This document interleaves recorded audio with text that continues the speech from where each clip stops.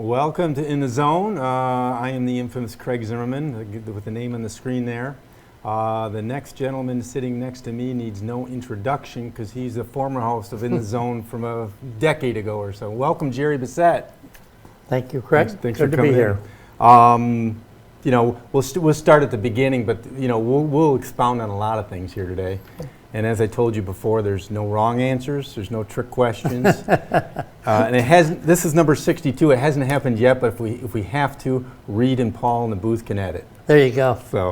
So the first thing, I know the answer to the question, but where were you born and raised? Yeah, I was born in St. Clair at the old St. Clair Hospital.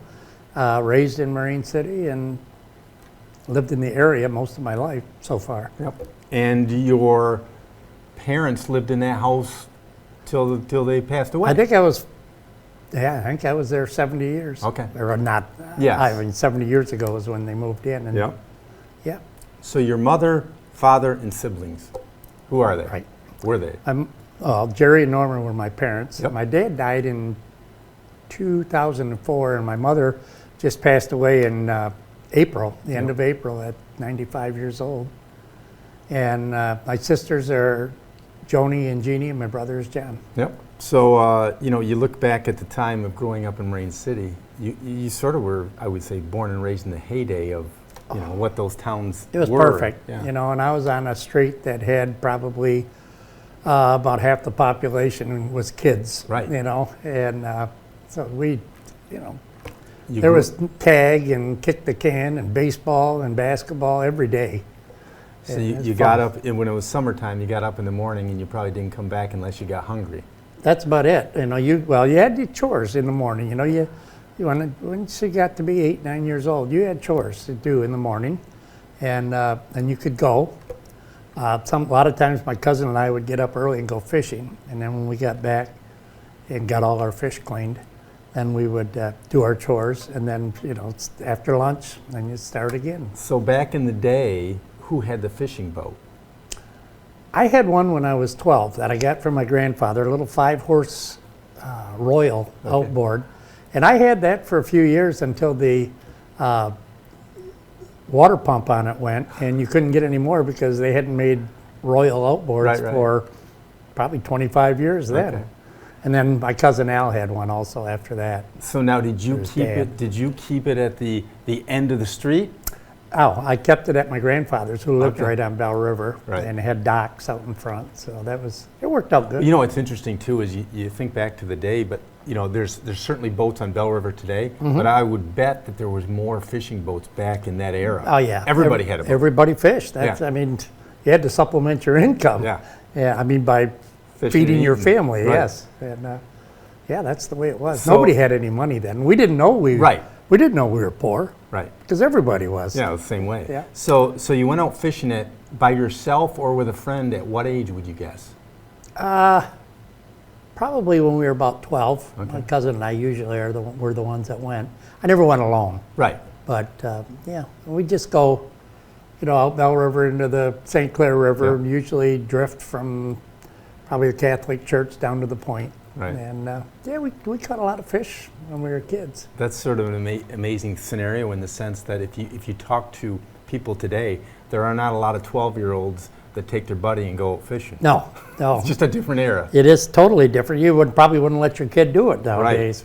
And before that, when we were probably about 8, we would go down it was a stone yard then, where the park is, across from Gord's Bar next to Okay. the Riviera. Yep. That was a stone yard. We go down there and fish off the shore. Okay, so that's the first story I've heard of that, Mm-hmm. but now that you say that, I think I've seen pictures about it. So back then, there were Great Lakes freighters that unloaded stone there.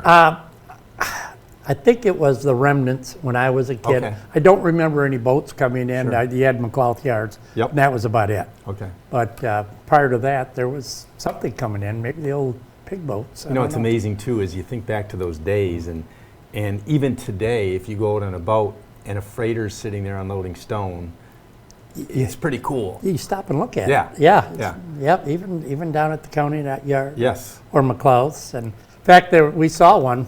We were going up over the lower bridge, Yep. and we happened to look down and we saw one. So I turned around and went down to the point. And I mean, it looks like it's looks coming like right at it's you. right there. Yeah, it is amazing. I mean, for those that haven't seen them, how big they are. Oh yeah, I mean, and when they come into, we always call it McLouth Yards there Right. at the foot of Bell River. There is, if you were in the condos that they built on the corner of the Catholic Point, Yes. you would swear it's coming in your living room because Yes. it's only probably 60, 70 feet away. Yeah, not very far. Right. I mean, it's the other side of the mouth of the river, Right. but yeah, when you Real look up, close. yeah. I was out in a boat a couple months ago and saw two freighters at one time, one at the county yard, one at McLouth Yards. Oh. And it's interesting to watch because the one was a United States steel boat, which Mm-hmm. would have been, unloading stone maybe even back in the 50s and 60s. Yeah. But I stood there and watched it. My grandkids were with me because to watch it come out of there, have to use the power thrusters. Right, the bow thruster. Bow thruster Yeah. to kick itself out. Yes. Interesting scenario. Yeah. So growing up on that stuff, you don't think about it every day of what you saw, but it is pretty amazing. It is, and we grew up at the right time. I mean, Yeah. you could do things that you didn't have to worry about crazies out there like Yes. there it is now, and you respected the police, you respected the soldiers, and it's just if you messed up, your Right. neighbor might take a hold of the collar of your shirt Before your dad does. Before your dad, then you hope that Yeah. they do whatever they do because you didn't want to go see your dad. Yeah, yeah. So you went to Marine City Junior High on Main Street? Yes. Okay. Yes, 7th and 8th grade it was. And I think we were the first class because the high school was built in, I believe, 61. Okay. So I think we were the first class that had only the 7th and 8th grade. In other words, the high school was gone. Okay. And so then you went to Marine City High School at Ward Cottrell. Right. On Ward Street. Yes. Okay. Yeah. What year did you graduate from high school? 67. Okay. Tell me about the sporting events going on in 1965, 67. Oh, boy. We were good in basketball. We went 18-3. I think we still have, we only had a 2-point shot back then. Right. And I think we still have the highest average for points scored throughout the History, season. okay. And yeah, per game throughout as far as I know. That's the last I had heard. And football, we were pretty good in football. We lost to Marysville again. We couldn't get by. Right. Marysville had this kid named Ron Gooden. Okay. And Ron was 6'5", probably went about 200, but he was one of the best athletes. A man among boys. Yes, that's exactly right. I mean, you could go up and dunk it all the time. They beat us in the district tournament in the final, and we played a box and one, which is, man in front of him, man behind him, so he can't get the ball. He scored 21 points on tip-ins. Right. You just couldn't, What are you we gonna couldn't do? stop him. Right. We weren't real big. I played guard. I was 5'11", played guard, which was really tall for a guard Right, back back then. then. But, I think our tallest player was maybe 6'1". Right. Maybe 6'1". So, but he was special, and he caught touchdown passes in football that Did it beat all. us. And yeah, he ended up going to, I know, he went to either Mississippi, Ole Miss. He went to Mississippi, and then he ended for football. And then he ended up transferring to Central, and I don't know what happened with his after that. career then, but he was a heck of an athlete. Yeah. Everybody has a story about Baseball too, we were good. Everybody has a story about, a dominant athlete of their era, and then you don't know what happened after he turned 18. That's right. That's exactly right. And in baseball, my junior year, we won the Scal. And in fact, we were a couple, I don't know how many years ago now, but we were inducted into the Hall of Fame, Marine City High School Hall of Fame, Yep. the team. Yes. So, So now some of your teammates, I know that you still play golf or hang around with some of them. yeah. Do you want to mention any of them? Well, I know everybody knows Woody Fleming, Yep. and Woody, we play a couple times a week, play Yep. golf, go all over the place, but there's probably 12 or 15 of us that play, Right. and depending on what day it is, Yep. Woody's one of the main ones. I still see, I see Al Sherrill once in a while. That's I another see- guy. I can't get Al in here. No? Al doesn't know what we talk about. Well, We'll work on it. that's what I told you too. I don't know what you're going to talk to me about. Right. But Larry Richley was another one, and he passed away, unfortunately, I think last fall. Okay. And he's a guy that went and he coached at, oh boy, I'm not going to think of West Bloomfield, maybe one, Okay. but he won a state championship in baseball. He Okay. was a heck of a ball player. Well, in those days too, it was smaller towns. Mm-hmm. You didn't have such a big township scenario. I mean, the farmers were in the township. Right, Not yeah. a lot of citizens, we'll say. Yeah. Other than the farmers. Yeah, and their not a families. big population. Yeah. And, yeah, the farmers, they were our offensive line Yes. because they were strong. You Yeah. know? So back then, and the other thing too is with small towns, you played Algonac, a couple times a year at each sport. Right, You yeah. played St. Clair, you played Marysville, you played a Port Huron Northern, or not, a Port Huron High. No, we played Port Huron Central. Okay. They were in the SCAL then. Okay. And then maybe you might have played a Port Huron Catholic at times or something Yeah. like that too. And then the other thing is that Marine City had Holy Cross, and they were pretty formidable in sports back then. Back in the day, yeah, and when we played them, they were pretty good. We Yeah. beat them, but they were pretty good. Yeah. Not in football. I mean, we played them in basketball one game and baseball one Right. game, and we came out on top. But they were good. Yes. Yeah. So you graduated from high school, and you decided to go to college. Tried to. What'd you do there? I majored in euchre. That's why And that was at St. Clair County. St. Community Clair college. Community College, and I played basketball there, and I was the 12th man. I'll tell you. Okay. We had back then. I don't know if anybody remembers Bubbles Harris. After he left there, he went to Indiana, and averaged over 18 points a game there. Wow. And I just found this out too. He passed away in the last year or Okay. couple of years, but he was special. He was the best I have ever seen, ever played against. Where did he go to? So you played against him? No, he was on our Beforehand. Okay. yeah, he Where was did he on go to the high team. school? He was from I think gee whiz, I knew Somewhere this. in the Sun? Somewhere down in Indiana. Oh, okay. Oh yeah, that Sam Cromer was the Yes. coach then, and he recruited everywhere. And That was my had a next guy- question, because Sam Cromer was there for about 35, 40 years, I think. Oh yeah, I was going to say closer to 100, but seemed like it. Yeah. I mean, he was a good coach. Dick Roach was Yep. the assistant coach and the baseball coach, and he's the one interesting thing. He recruited Derek Jeter. Derek Jeter. Yes. That's right. Yeah. For the Yankees, he was the scout then. And Yeah. So you go to college, you do your 2-year degree? I didn't get it. I Okay. dropped out when I dropped some classes my sophomore year, and I didn't have enough to stay on the basketball team, so I left. And then I was going to be, the draft was still in. I was going to be Sure. drafted, so I joined the Coast Guard. Okay. I went down to Toledo, Ohio to join, and I spent 4 years in the Coast Guard before Okay. I came back home afterwards. Okay. And then, what'd you do after that?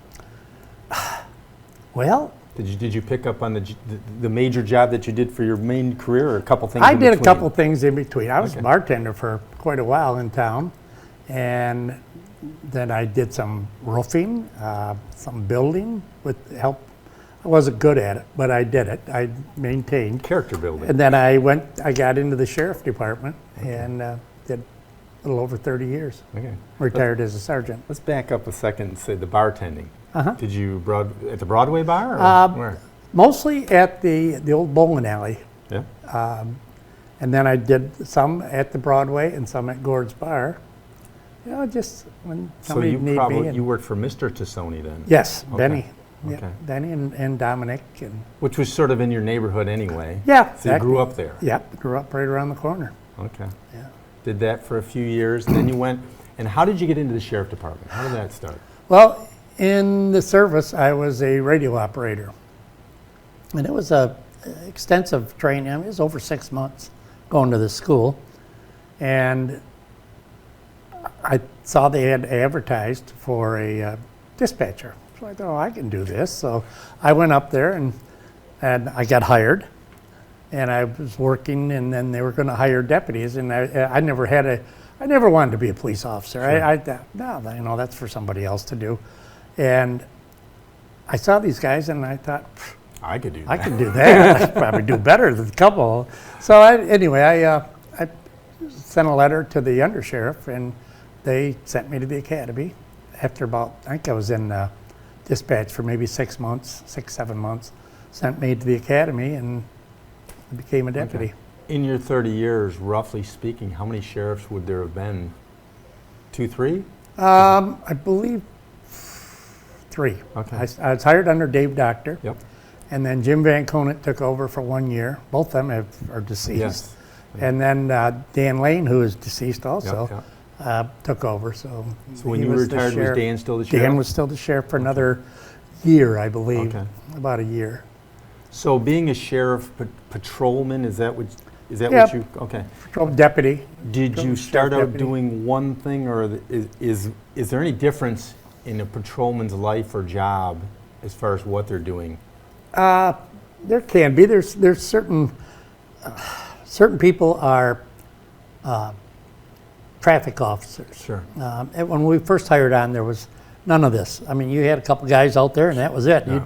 You did everything. But as it expanded and grew a little bit, you had certain guys were traffic officers. Now, that changed, too. I mean, they could be pulled Sure. from that. And others were complaint officers. I didn't like writing tickets. I just did Not not your like. thing. So I was a patrol officer, ran complaints Okay. most of the time. And I so- enjoyed that. And did that encompass a specific territory? At times, I was in East China for probably, 5, 6 years, I would think. And So- that was hard because I knew everybody. I was going to ask you, is that a good thing or bad thing living in the area? It has its ups and downs. Right. You knew who you could trust and, Right. and didn't have to worry about, but it was hard if you had to. You knew somebody who Hey. knew their parents, right? I stopped one guy and he said, "Didn't you know who I was?" I said, "Yeah, you're going 15 over the speed limit." You know? What'd you expect me to do, right? Yeah. I imagine you heard a few different excuses Oh, over the I years. did. I always said I was going to write a book just on what people said to me, and Right. never did, but should have. So then in the police department today, I would assume that there's a lot of different subsegments of jobs, whether it be investigation, whether it be... Then you have your detective bureau. When I became a sergeant, I no longer ran complaints. I'm supervisor. Sure. You did a lot of paperwork. You Yep. dealt with the public. I knew it was time for me to go because people used to call, and they'd complain and they'd say, "If you don't do something, I'm going to take care of it myself." And I'd say, "Well, sir, you don't want to do that because you're going to end up, then we have to come and arrest you or investigate that. And there's a good chance you'll go to prison." And, you try to talk them out of it. Toward the end, Oh, I'm going to do this. I'd say, "Hey, you can do what you got to do, pal. Don't Right. threaten me." Right. I've So been I around thought, it. it's time for me to Right, go. right. Time to get on with the good Yes. good. Yes. Yeah. So 30 years at the sheriff department. You had to see a lot of things, a lot of different people. Obviously, like you say, sheriffs changing, people coming and Yes. going. I'm guessing that being there 30 years, near this, say, the end of your career, there was probably a handful of other sergeants and people that you've been there through a lot of years. Right, yeah. My lieutenant on my shift was A.J. Foster. And A.J. started, I don't know, he retired the same time as me, Okay. but he did like 37, 38 years, something like that. So I had known him forever. But I'll tell you, there was a lot of guys that right at the very end that had come, and I watched them get hired, Sure. that were now sergeants and Right. becoming lieutenants. Moved their way up. Yeah. Okay. Now I would imagine to some degree, and you and I have talked about this before at times, but you also grew up in a sort of golden era of that job too, because Compared to what it is now. right, Yes. right. Could you imagine doing it today? My grandson just got hired as a deputy with St. Clair County. He's a big kid, he's like 6'6", 250 probably, 240, and all muscle. And he'll be able to handle the job, Right. and he's very easygoing, very soft-spoken. So I know he'll do well. Sure. But I just, you worry because there's a lot of... A lot of goofy I situations remember and people. I remember when they closed the insane asylums, Correct. as they're called, and that seemed to be when... Things started changing. Yes. Yeah. Yep. Yep. So we got that covered. Now let's step back and talk about Channel 6 because I can remember back in about roughly speaking, about 1999, getting the call to work with you and do the football games, and that was absolutely a joy to do. Yes, for it both was. of us for all those years. It's pretty hard not to enjoy Right. it when you have a product on the field like we had. Yep. And I remember starting and seeing, we had, after the first year, I think we had instant replay Right. and all the graphics. Yeah. And I thought, this is really, Yeah, pretty this is good. professional, Yeah, you yeah, know. yeah. It was great. Yeah. And it was fun. We had a lot of fun. Oh yeah, you think about the days too. We talk about.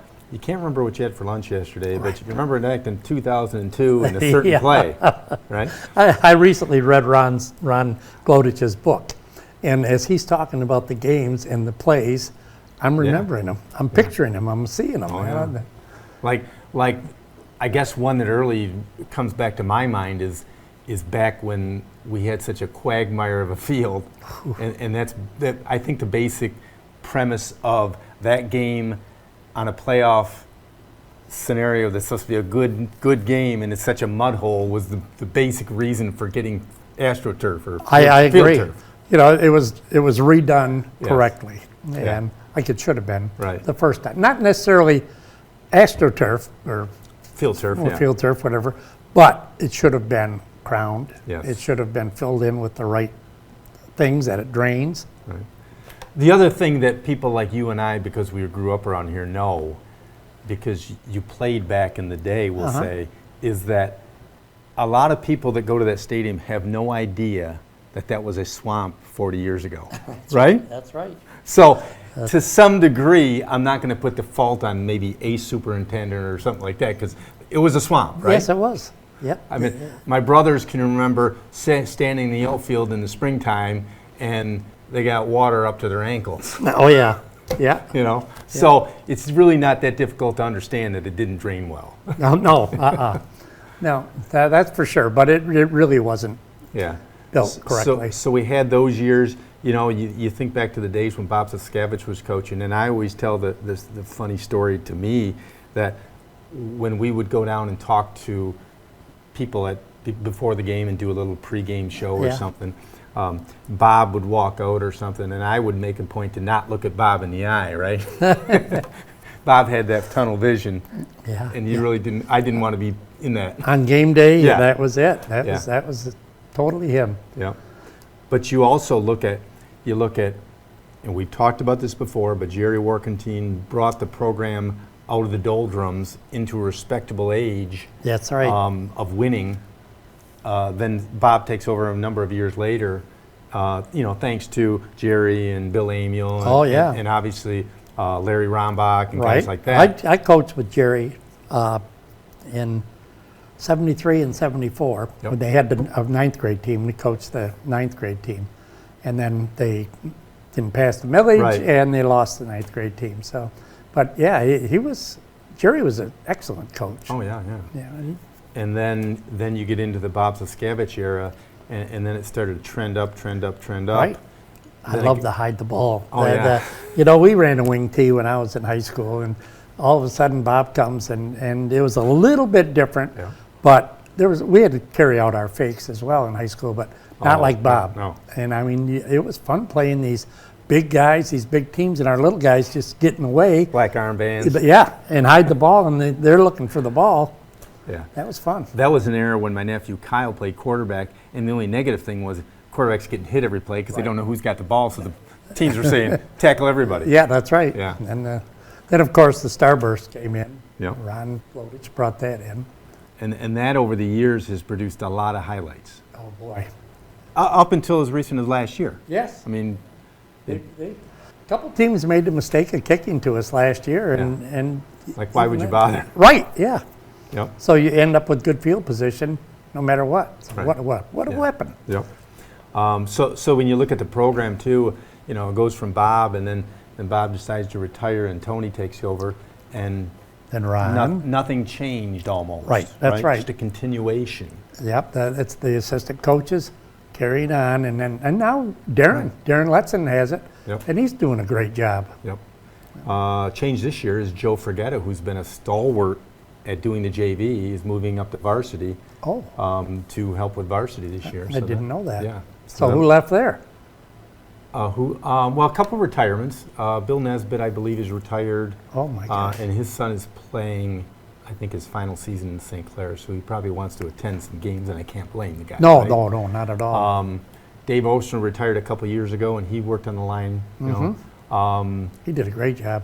Andy Shields, I believe, is not going to be coaching this year for the same reason that Mr. Nesbitt isn't. His son is playing his senior year at Eisenhower, so who can blame a guy for wanting to go see his son play? Yeah, absolutely. You know? Yeah. So a couple changes there, but another thing, Joe Forgetto has done a phenomenal job with that JV program of just setting the standard and just nose to the grindstone type of thing. Right, you know? and the varsity always takes the 4 half or 5 a dozen. best players. Yeah, I was going to say, his best players up, Right. and he still does a good job with the kids. They don't win every game, Right. and they're not going to without.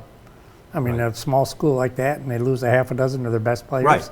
Yeah, they're not going to win a lot, but Yep. but he keeps them going and teaches them, and they just step right in when it's time. So he'll be a natural at the varsity level simply because he's worked with all these kids I was already. just going to say that he's already No. worked. So who's taking over the JV? Do we know that? I do know, but I don't want to announce yet. Okay, all right. Because I think some of the I's and T's got to be crossed and taken care of. So, Channel 6, you did that, and then you decided there's a time and place for everything. In between there, Yeah. in 1985, I started on Radio. WSMA it was Yes. back then, and with Jack Dragmiller. Yep. And I did that for quite a few years, Yep. and then a couple of years off, and then Yep, we got the like call. 20. Yep. So tell me, sitting on the other side and having to walk up and watch the game, how different is that? I find myself talking Okay. up in the stands. I'm up there and I'm saying, "Oh, they got to come this way, or they're going to do this. Look for them to do this." And I don't want to, Right. but I can't help Yeah, it. yeah. And I wonder if I'm bothering people around me, But it's Friday it's nights. tough. I miss yeah. it up there. Don't get me wrong, but it was time to pass Yeah. the torch. Yep. So nowadays you're retired from your job, you're retired from Channel 6, and you're living a life of leisure golfing 3 days a week. Living the American living the dream. dream. That's Yeah. right. Yeah, I tell people. They say, "What do you do now?" I said, "I'm a professional golfer." And they said, "You're what?" I said, "Well, I must be because that's all I do. I play golf, and somebody sends me a check at the end of every month. So Can't beat that, right? that's all they're paying me for." Yeah. So. And you golf a dozen, 15 different courses in the area, probably? Oh yeah, Okay. yeah, easy. And my game right now is Good. pretty darn good. And I played good yesterday, and I had a few down rounds, but that happens. That happens to everybody. That happens to the real pros. Yep, you yep. know.